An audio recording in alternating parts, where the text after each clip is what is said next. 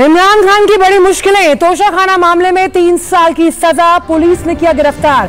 5 साल तक नहीं लड़ सकेंगे चुनाव।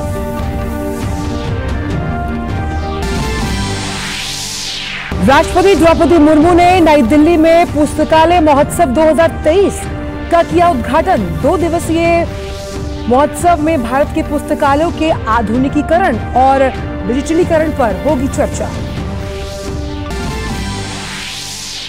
केंद्रीय गृह मंत्री अमित शाह और ओडिशा के मुख्यमंत्री नवीन पटनायक ने भुवनेश्वर में कालाहांडी जिले में लादू गांव के रास्ते मोटेर से बैनर तक सड़क के चौड़ीकरण और सुदृढ़ीकरण की रखी आधारशिला। अमित शाह ने कहा 2015 से 2019 के दौरान नक्सली घटनाओं में आई कमी। विपक्ष के हंगामे के बीच सरकार संसद से अहम बिल पारित कराने के लिए प्रतिबद्ध। भारतीय जनता पार्टी ने महत्वपूर्ण मुद्दों के मद्देनजर अपने सांसदों को व्हिप जारी कर 7 से 11 अगस्त के बीच संसद में मौजूद रहने के लिए कहा। चंद्रयान 3 आज शाम 7 बजे चंद्रमा की कक्षा में करेगा प्रवेश। भारतीय अंतरिक्ष अनुसंधान संगठन ने बताया अंतरिक्ष यान चंद्रमा तक लगभग 2/3 दूरी कर चुका है तय। वाराणसी में ज्ञानवापी परिसर में वैज्ञानिक सर्वेक्षण का आज दूसरा दिन। एएसआई के अधिकारी जुटे सर्वेक्षण में।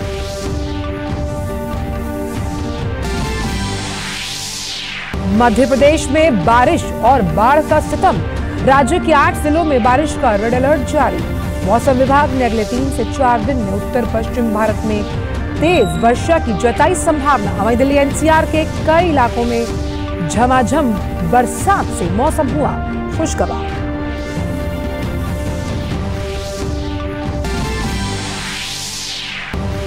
राष्ट्रीय सुरक्षा सलाहकार अजीत डोभाल यूक्रेन पर राष्ट्रीय सुरक्षा सलाहकारों की बैठक में हिस्सा लेने के लिए पहुंचे जद्दा हवाई अड्डे पर राजदूत डॉक्टर सुहेल खान और महावाणिज्य दूत मोहम्मद शाहिद आलम ने किया उनका स्वागत। नमस्कार, आप देख रहे हैं डीडी न्यूज। मैं हूं आंचल गुलाटी गुम्बर और शुरुआत करते हैं इस वक्त की सबसे बड़ी खबर के साथ। पाकिस्तान के पूर्व प्रधानमंत्री इमरान खान तोशाखाना मामले में उन्हें दोषी ठहराया है। इस्लामाबाद की जिला और सत्र अदालत ने इमरान खान को 3 साल जेल की सजा सुनाई और इमरान खान पर 1 लाख रुपए का जुर्माना भी लगाया। 3 साल की सजा होने के बाद इमरान खान अब 5 साल के लिए चुनाव लड़ने से अयोग्य भी हो गए।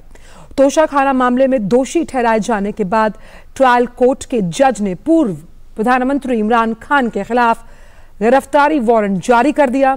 इस सजा के खिलाफ इमरान खान के पास ऊपरी अदालतों में अपील करने का मौका है और इस बीच इमरान खान को गिरफ्तार भी कर लिया गया। इमरान खान के वकील सुप्रीम कोर्ट पहुंच चुके हैं। तो 3 साल की सजा और 5 साल के लिए वो अयोग्य घोषित किए गए हैं चुनाव लड़ने के मद्देनजर। इस पर ज्यादा जानकारी के साथ जुड़ रहे हैं हमारे संवाददाता अमृतपाल सिंह। अमृत, ये मान लें अब कि इमरान खान का जो पॉलिटिकल करियर है वो खत्म हो गया? नहीं जी, बिल्कुल नहीं। पॉलिटिकल करियर बिल्कुल खत्म नहीं हुआ। सिर्फ ये हुआ है कि इस तोशाखाना केस में उनकी 3 साल की कन्विक्शन हो गई है। तो उनके लॉ के अकॉर्डिंग अगर इस सेंटेंस की कन्विक्शन होती है तो वो 5 साल के लिए डिबार हो जाते हैं इलेक्शन से। अब इमरान खान इलेक्शन लड़ पाए, टेक्निकली उनके पास ऑप्शन है इसको अपील करने की, जो कि वो करेंगे भी, उनके वकील करेंगे भी। पर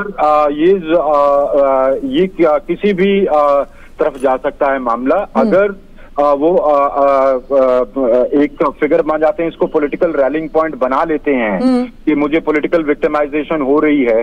अब कह रहे हैं कि चुनाव वहां हैं, अगर होते हैं नवंबर में, क्योंकि उसमें भी एक बहुत बड़ा अगर है कि ये भी कयास लगाए जा रहे हैं कि प्रेजेंट गवर्नमेंट चुनाव डिले करवाना चाहेगी।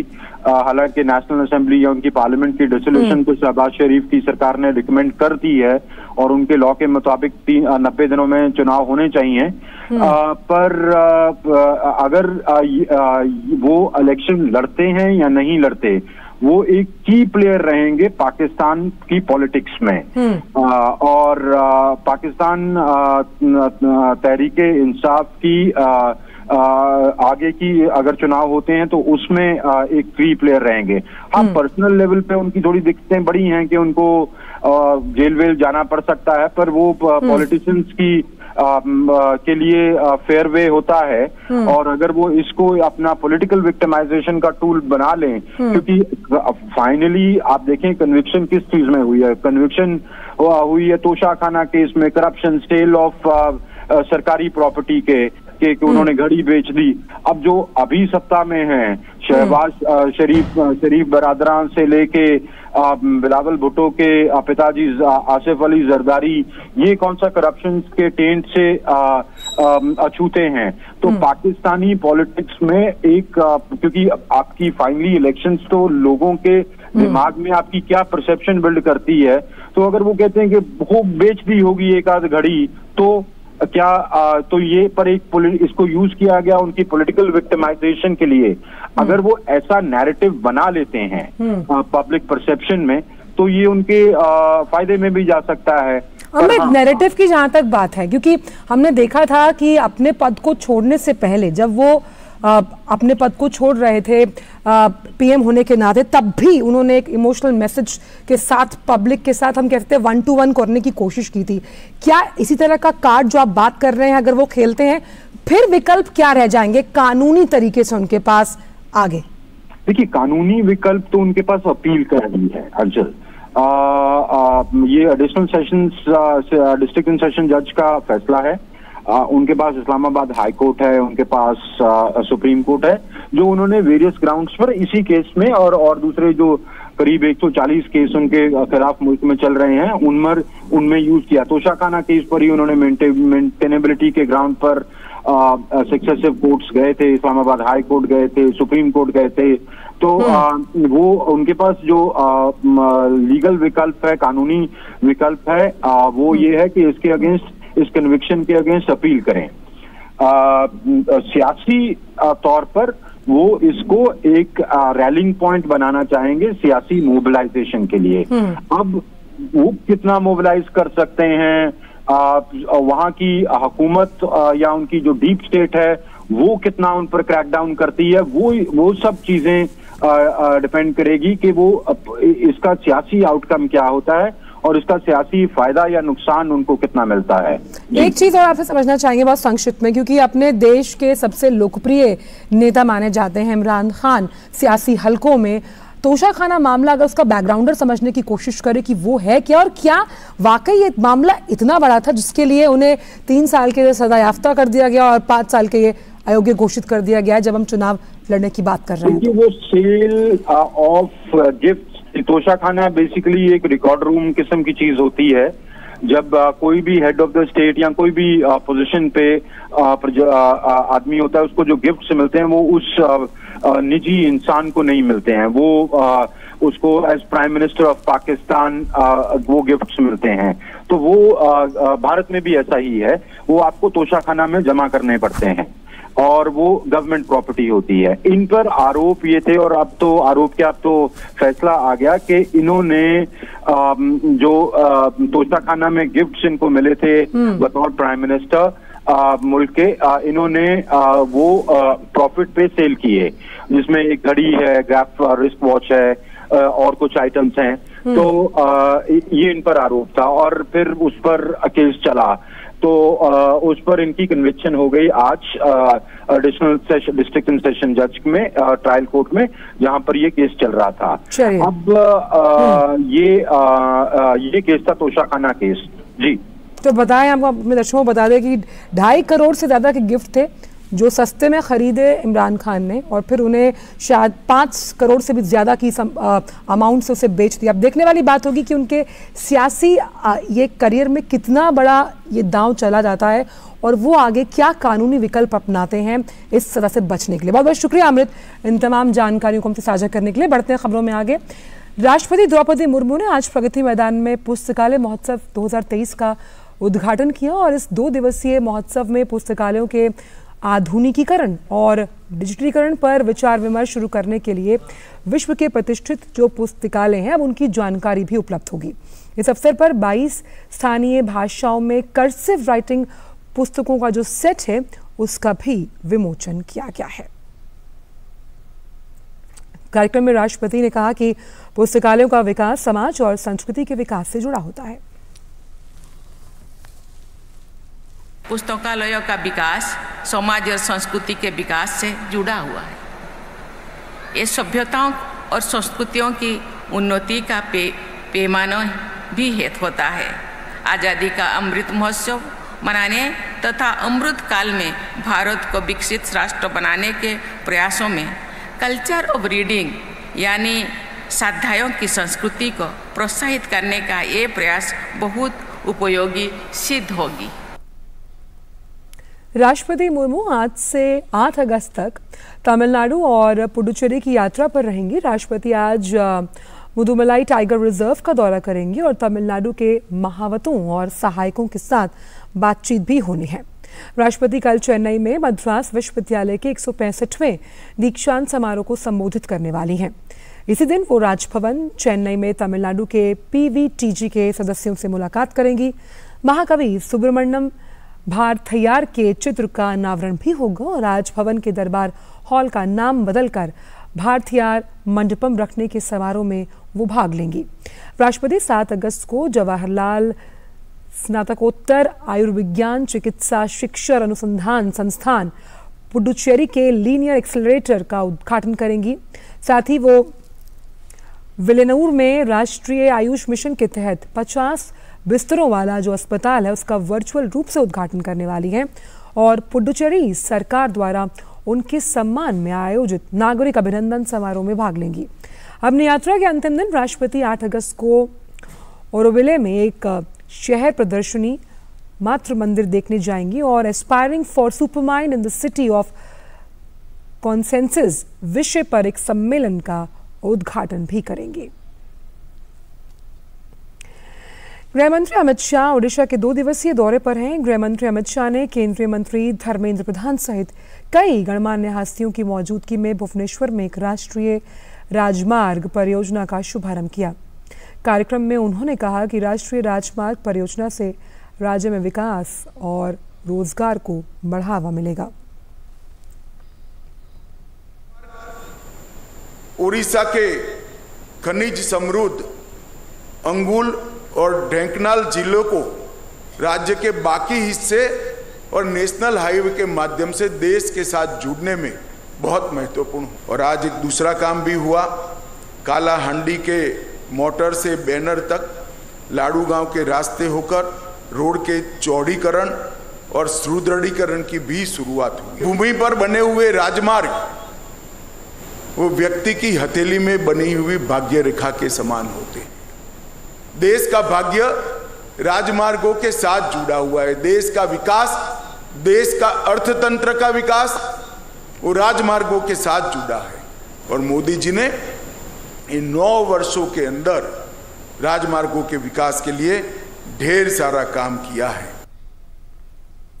राज्य में नक्सलवाद की कमी पर गृहमंत्री ने कहा कि साल 2015 से 2019 तक जो नक्सली घटनाएं हैं उनमें 30%, मुठभेड़ों में 32%, सुरक्षाकर्मियों की मौत में 56% की कमी आई।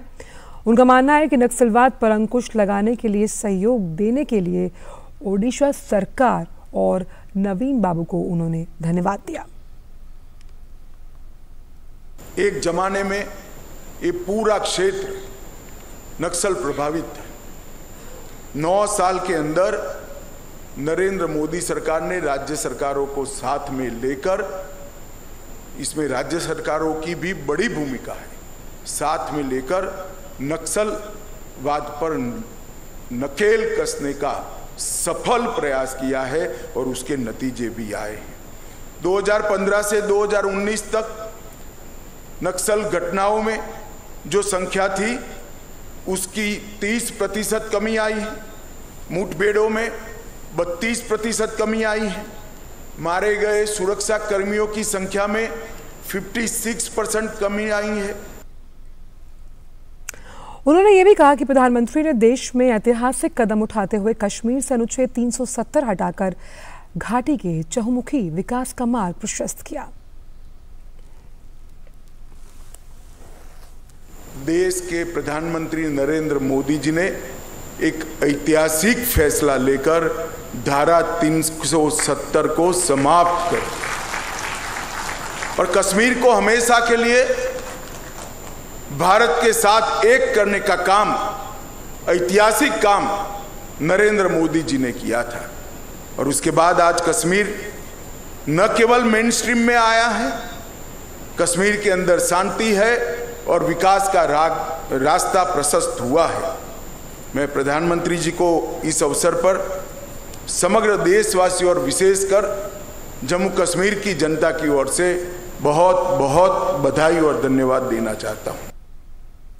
बाद में गृह मंत्री अमित शाह ने वामपंथी उग्रवाद और आपदा प्रबंधन पर एक बैठक में भी हिस्सा लिया।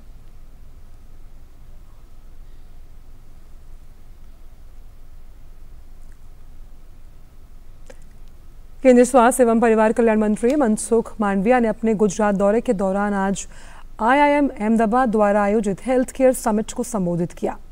IIM अहमदाबाद के RGM ऑडिटोरियम में उन्होंने कहा कि कोविड के बाद पिछले 3 से 4 सालों में दुनिया भर में स्वास्थ्य क्षेत्र की चुनौतियां बढ़ी हैं। अब दुनिया भर के देशों में स्वास्थ्य को बेहतर बनाने पर चर्चा हो रही है। डॉक्टर्स की कमी को भी पूरी करनी है, हेल्थ को एक्सेसिबल बनानी है, यानी कि आपको रूरल एरिया तक हेल्थ फैसिलिटी क्रिएट करनी है, टर्सरी केयर हेल्थ सिस्टम को भी डेवलप करनी है, डिजिटल टेक्नोलॉजी का उपयोग करके हेल्थ को एक्सेसिबल और एफोर्डेबल बनानी है। ये सब सारी इकोसिस्टम के लिए आप सोचेंगे तब आप एक हेल्थ सिस्टम को बना पाएंगे। केंद्रीय स्वास्थ्य एवं परिवार कल्याण मंत्री ने यह भी कहा कि स्वास्थ्य क्षेत्र को बेहतर बनाने के लिए देश में डॉक्टर की कमी दूर करने से लेकर ग्रामीण स्तर तक स्वास्थ्य सुविधाओं को बेहतर बनाना होगा। हेल्थ सेक्टर एक ऐसा सेक्टर है, लास्ट 3-4 साल से जिसके बारे में सबसे ज्यादा, not only for India but world wide discussion हो रहा है। हम सब लोगों ने हमारी क्या कमी है, हमारे हेल्थ सेक्टर में क्या रिक्वायरमेंट है, पेंडेमिक ने हमें बता दिया। और यही क्राइसिस ने हमने हेल्थ सेक्टर के लिए रीथिंकिंग के लिए हमें सूचित किया है, रीप्लानिंग करने की आवश्यकता है, उसके लिए हमें प्रेरित किया है, और हेल्थ सेक्टर में रीडेवलपमेंट करने की आवश्यकता है, उसके लिए हमें सोचने के लिए दिशा निर्देश इस घटना से हमें मिल रहा है। उन्होंने ये भी कहा कि प्रधानमंत्री के अगुवाई में देश स्वास्थ्य के क्षेत्र में तेजी से आगे बढ़ रहा है। साथ ही स्वास्थ्य मंत्री का मानना है कि आज़ादी के बाद से वर्ष 2014 तक देश में MBBS की जितनी सीटें थी उससे अधिक मोदी सरकार के पिछले 9 सालों में बढ़ाई गई हैं। आजादी के बाद 2014 के पहले देश में MBBS की सीट केवल थी 52,000। आज 9 साल में 1,07,000 MBBS की सीट है। This year we have given to approval of 54 new medical college. और अयोध्या में श्री राम मंदिर भूमि पूजन की आज 3री वर्षगांठ है। इस अवसर पर भगवान रामलला का दरबार फूलों से सुसज्जित होगा और उन्हें विविध व्यंजनों का भोग लगाया जाएगा। 9 नवंबर 2019 को सुप्रीम कोर्ट के फैसले के बाद प्रधानमंत्री ने 5 फरवरी 2020 को श्री राम जन्मभूमि तीर्थ क्षेत्र ट्रस्ट की घोषणा की थी और 5 अगस्त 2020 को भव्य राम मंदिर के निर्माण के लिए भूमि पूजन कर मंदिर की आधारशिला रखी थी। बीते 3 वर्षों में राम मंदिर आकार ग्रहण कर चुका है और जनवरी 2024 को 3रे सप्ताह में रामलला के प्रतिष्ठा की तैयारी हो रही है। प्राण प्रतिष्ठा महोत्सव को ऐतिहासिक बनाने के लिए श्री राम जन्मभूमि तीर्थ क्षेत्र ट्रस्ट तैयारियों में जुटा है। भारतीय जनता पार्टी ने अपने लोकसभा सदस्यों को व्हिप जारी कर इस महीने के 7 से 11 तारीख के बीच सदन में मौजूद रहने का निर्देश दिया। पार्टी ने अपने 3 पंक्तियों के व्हिप में उनसे सरकार के रुख और विधेयकों का समर्थन करने के लिए कहा। सूत्रों ने बताया कि पार्टी ने अपने राज्यसभा सदस्यों के लिए भी व्हिप जारी किया है और उन्हें सोमवार को सदन में उपस्थित रहने के लिए कहा। भारतीय अंतरिक्ष अनुसंधान संगठन इसरो का ऐतिहासिक मिशन चंद्रयान-3 चंद्रमा की तरफ तेजी से बढ़ रहा है। चंद्रयान-3 के लिए आज का दिन बेहद खास है क्योंकि आज शाम 7 बजे वो चंद्रमा की कक्षा में प्रवेश करेगा। यह अंतरिक्ष यान चंद्रमा तक की लगभग 2/3 की दूरी तय कर चुका है। बेंगलुरु स्थित ISRO telemetry tracking and command network Chandrayaan-3 की गति, सेहत और दिशा पर लगातार नजर रख रहा है। आज शाम करीब 7 बजे के आसपास चंद्रयान-3 का ल्यूनर ऑर्बिट इंजेक्शन कराया जाएगा, यानी उसे चांद के पहले ऑर्बिट में डाला जाएगा। इसरो के वैज्ञानिकों ने इस काम में 2 बार सफलता हासिल की है। चंद्रयान-3 का उद्देश्य चंद्रमा की सतह पर सफलतापूर्वक सॉफ्ट लैंडिंग करना है। धरती के चारों ओर चक्कर लगाने के बाद चंद्रयान-3 5 अगस्त यानी आज से चंद्रमा के चक्कर लगाना शुरू कर सकता है। और तलब है कि चंद्रयान-3 को श्रीहरिकोटा के सतीश धवन स्पेस सेंटर से 14 जुलाई को लॉन्च किया गया था। इसके 23 अगस्त तक चंद्रमा पर सॉफ्ट लैंडिंग की उम्मीद है। राष्ट्रीय सुरक्षा सलाहकार अजीत डोभाल यूक्रेन में राष्ट्रीय सुरक्षा सलाहकारों की बैठक में हिस्सा लेने के लिए पहुंचे हैं। सरकार ने इंडिया इन सऊदी अरेबिया के अपने ट्विटर अकाउंट पर इस विषय से जानकारी और तस्वीर साझा की। अपने ट्वीट में उन्होंने कहा कि राष्ट्रीय सुरक्षा सलाहकार अजीत डोभाल यूक्रेन में राष्ट्रीय सुरक्षा सलाहकारों की बैठक में हिस्सा लेने के लिए जेद्दा पहुंचे। जेद्दा हवाई अड्डे पर राजदूत डॉक्टर सोहेल खान और महावाणिज्य दूत मोहम्मद शाहिद आलम ने उनका स्वागत किया। प्रधानमंत्री नरेंद्र मोदी की एक ऐतिहासिक पहल के तहत कल सुबह 11 बजे वीडियो कॉन्फ्रेंसिंग के माध्यम से देश के कोने कोने में 508 रेलवे स्टेशन के पुनर्विकास कार्य की आधारशिला रखी जाएगी। इन स्टेशन का पुनर्विकास 24,470 करोड़ रुपए से अधिक की लागत से किया जाएगा। शहर के दोनों किनारों को समुचित रूप से जोड़ते हुए इन स्टेशनों को सिटी सेंटर के रूप में विकसित करने का मास्टर प्लान तैयार किया जा रहा है। ये 508 स्टेशन देश के 27 राज्यों और केंद्र शासित जो प्रदेश है उनमें स्थित है, जिनमें उत्तर प्रदेश में 55, राजस्थान में 55, बिहार में 49, महाराष्ट्र में 44, पश्चिम बंगाल में 37, मध्य प्रदेश में 34, असम में 32, ओडिशा में 25, पंजाब में 22, गुजरात में 21, तेलंगाना में भी 21, झारखंड में 20, आंध्र प्रदेश तमिलनाडु में 18, हरियाणा में 15 और कर्नाटक की अगर बात करें तो 13 स्टेशन शामिल हैं। वहीं स्टेशन भवनों का डिजाइन स्थानीय संस्कृति और विरासत के साथ साथ वास्तुकला से प्रेरित होगा। यात्रियों के लिए आधुनिक सुविधाएं भी उपलब्ध होंगी। प्रधानमंत्री अक्सर अत्याधुनिक सार्वजनिक परिवहन के प्रावधान पर जोर देते हैं और रेलवे को देश भर में लोगों के परिवहन का पसंदीदा साधन बताते हुए उन्होंने रेलवे स्टेशन पर विश्व स्तरीय सुविधाएं उपलब्ध करवाने के महत्व पर जोर दिया। इस विजन से प्रेरित देश भर में 1309 स्टेशन के पुनर्विकास कार्य के लिए अमृत भारत स्टेशन योजना शुरू की गई थी।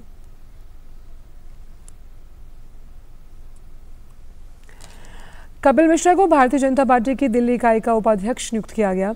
दिल्ली के प्रदेश अध्यक्ष वीरेंद्र सचदेवा के निर्देशानुसार कपिल मिश्रा को ये जिम्मेदारी सौंपी गई है।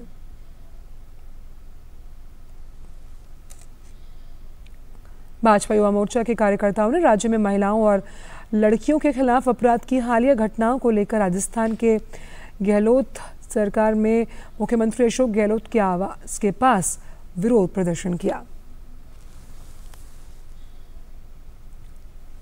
ज्ञानवापी परिसर में एएसआई द्वारा सर्वे का आज दूसरा दिन है। सवेरे से एएसआई की टीम सर्वे में किस तरह की तकनीक का इस्तेमाल कर रही है, इसके बारे में विस्तार से बता रहे हैं हमारे संवाददाता कुमार आलोक।